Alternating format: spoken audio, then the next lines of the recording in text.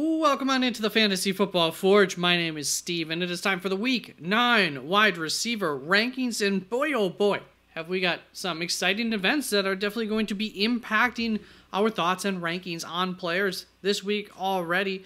With the trade of Diontae Johnson going to the Baltimore Ravens. Of course, Zay Flowers and Diontae impacts both of them. I think good for Diontae, maybe not so great for Zay. Good for that offense as a total, of course. And then, and that is pending on the physical, so that is not official yet. And then, it is official that Joe Flacco will be starting for the Indianapolis Colts. They're going to give Anthony Richardson some time to sit and hopefully learn how to be a better quarterback. So, that obviously is a good thing for the Indianapolis Colts wide receivers, and I'll go into a little bit of the specifics of those. On the screen, you are going to see the rankings of players as we go through them in tiers for the wide receiver position, of course. You're also going to be seeing projections that you can look at in the middle of the screen there, the expected range of projections instead of just one number. So there you go. It just helps to be a more accurate range, there for the projection.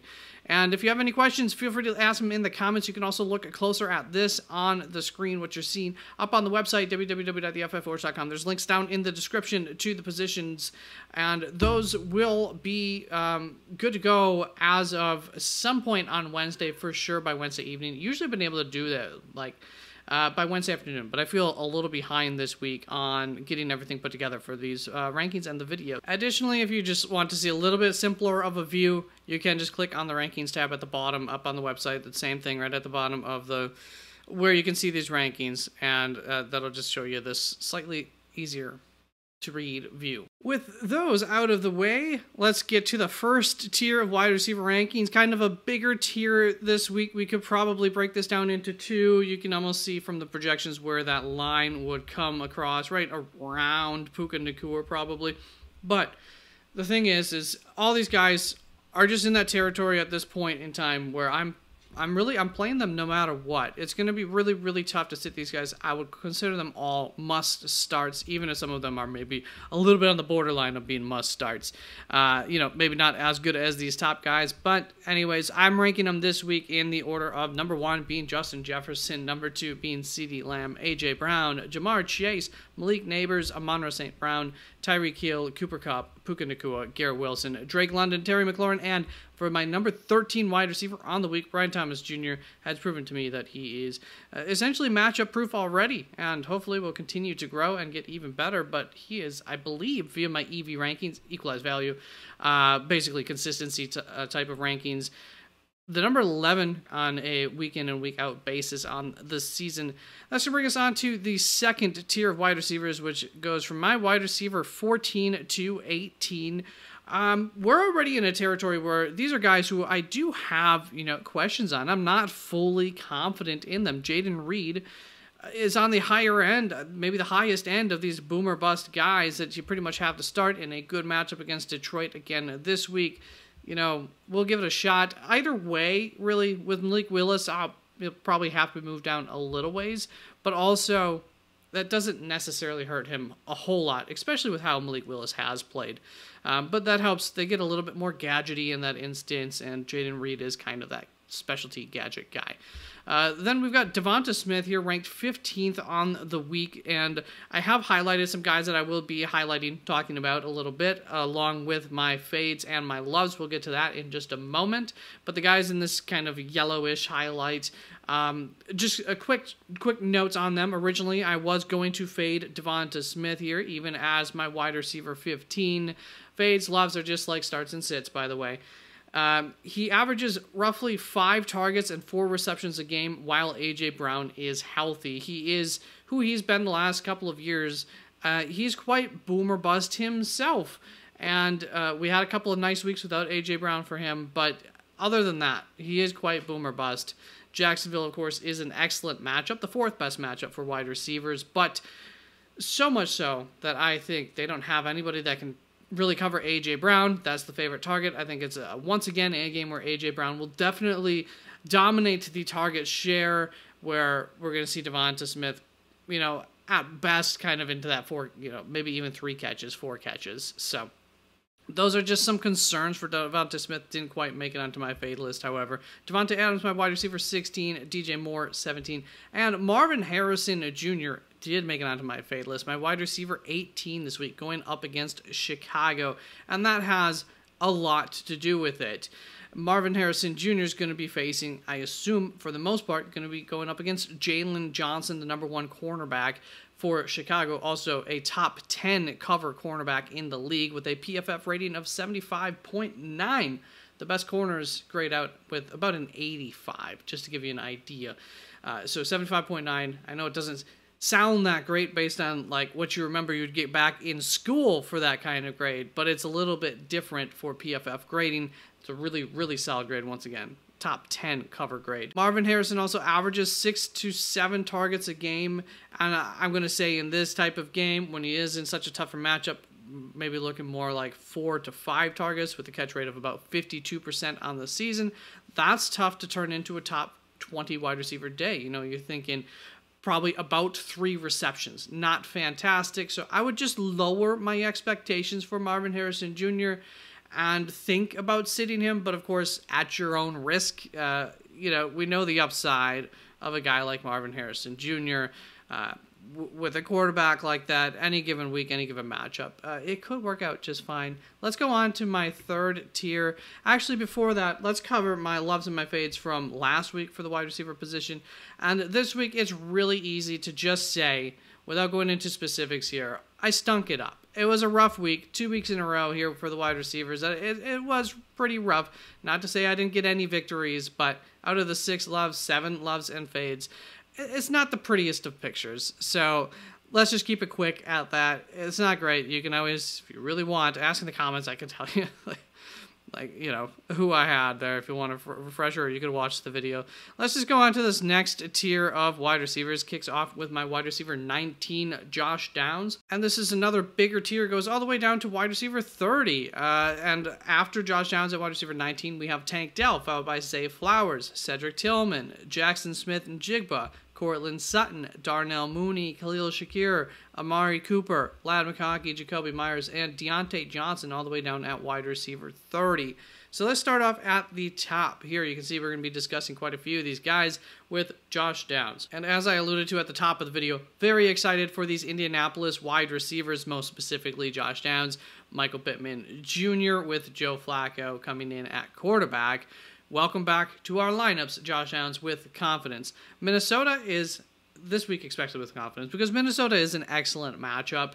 We'll cover a little bit more about how good of a matchup they are in just a little bit, but just looking at Josh Downs with Joe Flacco, let's start with the bad. Let's start off with Anthony Richardson to see how much better it gets. With Anthony Richardson, he's averaging 2.5 receptions per game and 1 touchdown. That's over 3 games. We also have a 3-game sample size with Joe Flacco. In those games, 8 receptions, once again, compared to the 2.5 receptions, and 2 touchdowns compared to the 1 touchdown. So, as you can see, a much, much better floor and a better ceiling as well.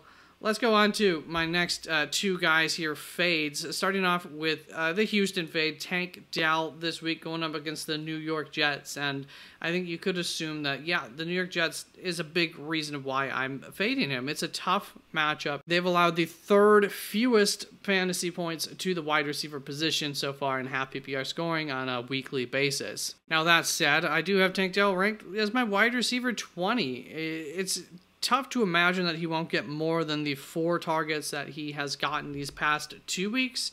And I'll keep an eye out too for Nico Collins' return. That's always a possibility. I'll get to all the guys who I don't have ranked here this week.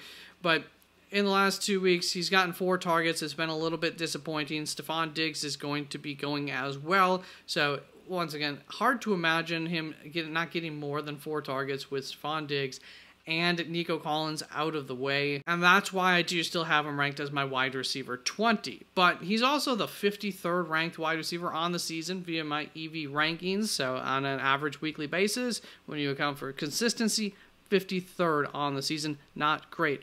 Once again, here's a guy who I'm going to say sit at your own risk, but it is something that you should consider the benefits of if you have somebody else that you are really, dig in, have a good gut feeling on, you could definitely consider it. Given how I've done with my loves and my hates, however, over the past couple of weeks, you could also just bank on him having a really, really good week, and you're welcome for that if that is the case. Then we've got Zay Flowers here, ranked wide receiver 21, who also received a flag and a fade, and that's going to be also true for Diontae Johnson. This fade is for both Zay Flowers and Diontae Johnson of the Baltimore Ravens going up against the Denver Broncos, and that has a lot to do with it. I don't really know what to do with these two. I don't know how to rank them.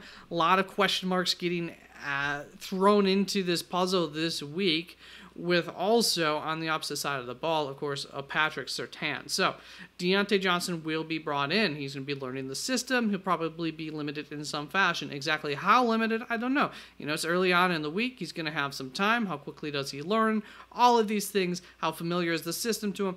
You know, I'm not 100% sure on all of these factors and how easy or not it will be for him to get up to speed, and how much then that alternatively can affect, in one way or another, Zay Flowers' performance this week. On top of that, maybe you just keep Diontae Johnson on the field in order to distract and keep Patrick Surtain occupied, in which case I'm not so afraid of Zay Flowers if Patrick Surtain's not covering Zay Flowers. But if he is covering Zay Flowers, you know, half the time, 2/3 of the time, well, it's going to make a much rougher day on Zay Flowers as well, and maybe both of them are rough to play. But at the same time, you know, I do have them both here. I think they're both right on that borderline of being flex / wide receiver 2 options in that Baltimore offense. It's tough. There's so many question marks. You really got to go with your gut on them, I feel like. So just kind of wanted to bring some awareness to that whole situation and how much that can get turned upside down there a little bit for this week. Hopefully we'll have a more clear picture after this week going forward, and hopefully they'll have a better matchup too next week that we'll just feel better about it in general. That's going to bring us on to one of my loves of the week, Courtland Sutton. So we've covered all my fades. We've just got the loves and some highlighted guys back. Courtland Sutton, my wide receiver 24 this week, going up against Baltimore. They're the second best wide receiver matchup, and it is not even close from the top 2 to number 3. If there was ever a week for Courtland Sutton to play him with confidence, this would be the week. Hopefully he'll come through for you. That's going to bring us on to Amari Cooper here, who I wanted to talk about just a little bit. Currently, he is the ECR wide receiver 19. The expert consensus ranking this week on average, that's what experts are ranking him as. And to me, that just seems way too high for a guy who's coming off of a 1-target game and averaging 3 targets so far with Josh Allen in Buffalo. That said, the game does offer some pop, and we know that he can be better than what he's been so far in Buffalo, and that there's some upside there. That's why I do still have him ranked this high, and have not quite faded him, given that there's a possibility for a little bit of pop in this matchup. And then Diontae Johnson was the other fade there. So let's get on to this final tier for this video. Now, that doesn't mean that I don't have any other wide receivers ranked. I have some about, you know, roughly 40 more wide receivers ranked, 30-something more wide receivers ranked. And you can always come visit me live, too, on Thursday evenings prior to game time, 6:30 ESPN Eastern Standard Time, 2 hours roughly prior to the game kickoff, for an hour and a half. And then on Saturdays, I'm going live at 7 p.m. Eastern Standard Time once again this week, and we will be doing a $10 raffle, so be there, be live, be square. And then on Sunday mornings, 2 hours prior to kickoff as well. Might even go a little bit earlier this Sunday. I am live, available for all of your start-sit questions as well. So this final tier goes from my wide receiver 31 down to my wide receiver 42. It kicks off with Calvin Ridley, followed by Romeo Doubs, Chris Olave, Michael Pittman Jr., Xavier Worthy, Jalen Waddle, DeAndre Hopkins, Keon Coleman, Wan'Dale Robinson, Keenan Allen, Jordan Addison, and to finish off this tier, we've got Tyler Lockett. So, you know, we're definitely into, I would say, boomer busters kind of territory here. Calvin Ridley maybe being the epitome of that right now. Not exactly sure of what to expect going forward. Not the worst matchup against New England, not the best matchup. Who's going to be the quarterback? Several questions there, and I don't know that any of those questions change too much about what we do with Calvin Ridley in terms of starting him or not. For Chris Olave, he's going up against the Carolina Panthers, my second love of the week, and Love is going to be a strong word here. I'm kind of a wide receiver hater this week. I mean, the questions for me really started all the way up at wide receiver 14, and they never stopped. A lot of questions this week at the wide receiver position. And for better or worse, to be honest, I don't know which one it is. I'm not 100% sure that it is for the better. Derek Carr may be coming back this week for Chris Olave. They're facing Carolina. They should be able to move the ball against one of the weakest secondaries in the league. I'm rather willing to put Chris Olave out there in my flex this week, probably regardless of who the quarterback is, because like I said, I'm really not too confident that Derek Carr is any better for his floor, at least, than the other quarterbacks.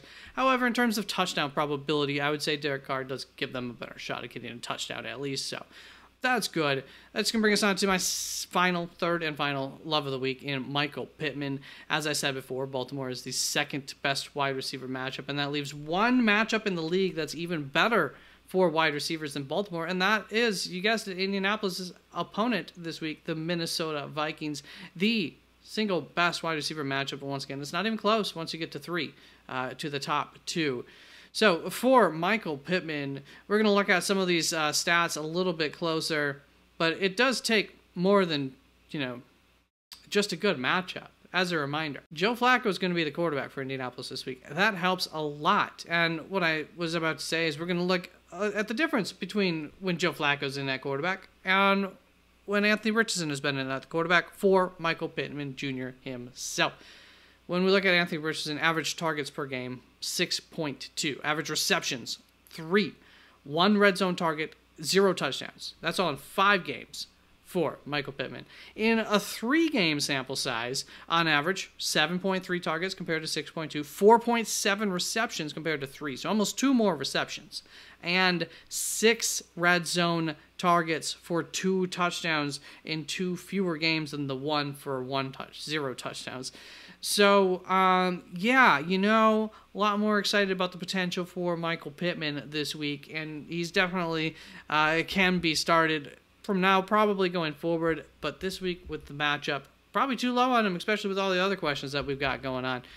It's just, it's hard when guys have had this kind of year so far, but, yeah, the story's quite different with, I don't know, look for Michael Pittman to raise higher up in the rankings this week. I would say very, very possible now that I'm looking at those stats again.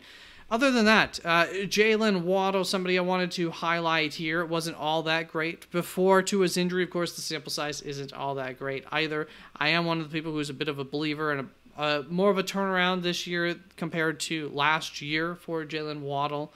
A little bit disappointing last week. Tua went right back to Tyreek, and I do think that maybe because of the lack of a good season so far for that offense, we could see them really go back to exactly what they did last year, which is a lot of Tyreek and maybe not so much turning the ball to Jalen Waddle, a little bit more like I was expecting them to preseason. On a week where they're facing one of the worst wide receiver matchups in the Buffalo Bills defense, I'm okay with sitting Waddle and not going for it like we did last week. DeAndre Hopkins, I have at wide receiver 37 here. A little highlight on him. I'm always a fan of wide receivers against the Tampa Bay Buccaneers, and it's worked out quite well, quite often for the past 2 years. They're one of the better wide receiver matchups. Last week, DeAndre only played in 1/3 of the snaps, and he still got 3 targets, catching 2 of them. So, you bring that forward, you could get 6, 9 targets.